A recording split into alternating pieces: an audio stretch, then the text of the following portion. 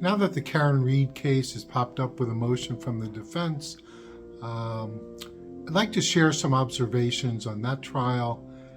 My experience with probate and family court in Massachusetts, going back 28 years, and how it relates in some ways to what I see happening now. And finally, some loving encouragement for Massachusetts and how we grow to a stronger point, as my philosophy, goodness is strength, indicates. So see you on the other side of the internet.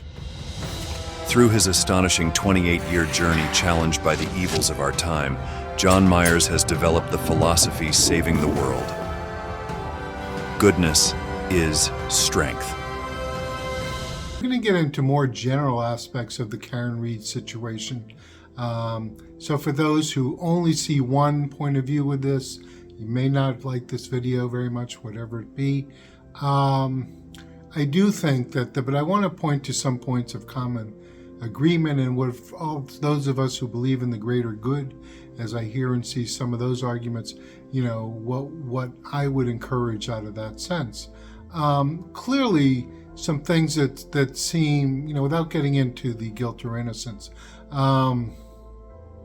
clearly there seems to be some horribly handled aspects from the Commonwealth of Massachusetts. I mean, first of all, from a crime scene, you would think that you could distinguish between getting beat up by hands and fists versus getting hit by a 7,000-pound SUV.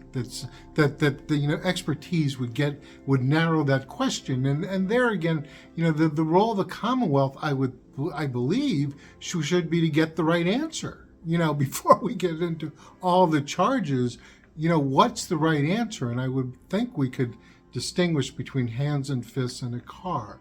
At least narrow that down would be one thought.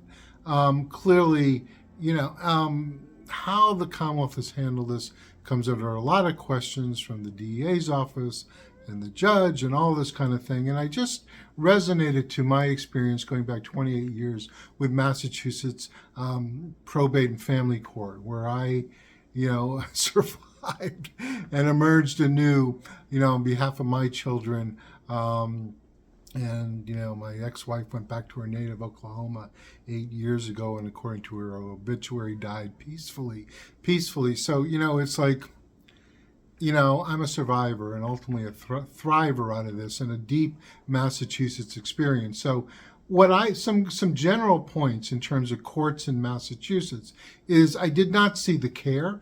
I saw people lie about my children, my situation, who had no long-term interests in my children. If my children walked on the street, they wouldn't know them from anyone else. So people representing a clique, a power-controlling influence that has nothing to do with the right answer. And that's incredibly troubling when you're dealing with people's lives or their children. So clearly people could compare or minimize a murder case or a charged murder case versus family court. But when you deal, there was once a mediator, I believe it was Diane Newman, wrote a book, and who said that a custody trial is worse than a murder trial. And I can't tell you the excruciating nature. My own daughter wrote about feelings of fear and anxiety around the clock. I can't tell you the trembling nature, the troubling nature of dealing with a custody situation, right? Again, it's your life, it's your children, it's all you believe. And I just saw, people making decisions, people lying, people making decisions on the basis of disregard,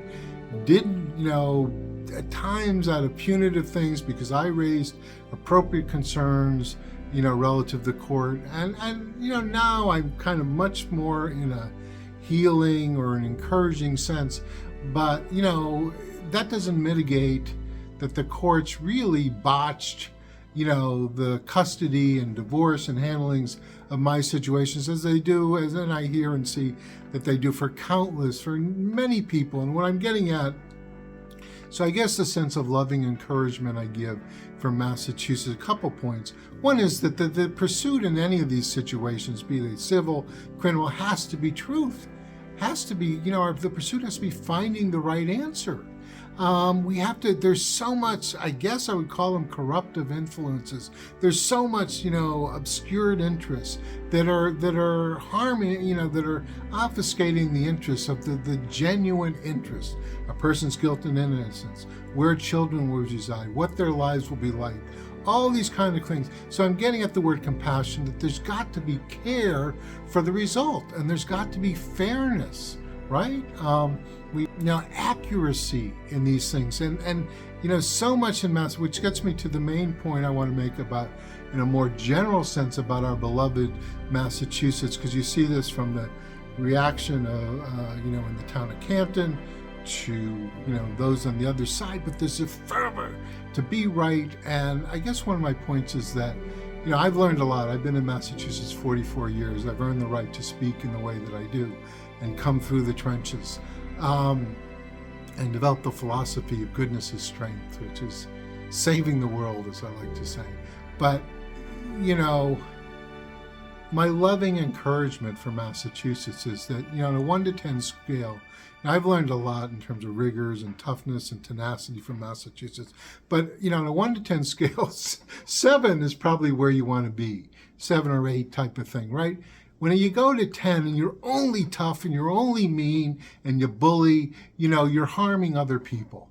And so strength is when we're advocating our position and we're allowing for room for the other side. We're allowing for some forgiveness. We're advocating hard and we're allowing for forgiveness. We're advocating hard and we allow for compassion. We allow for other things. So, this Massachusetts has, again, in a loving sense, because I came originally from Scranton, which used to be known as the friendly city, to add this friendliness touch to Massachusetts, to, do the toughness, have the rigor, and add these kind of, we don't have bullying, we don't have people running over other people.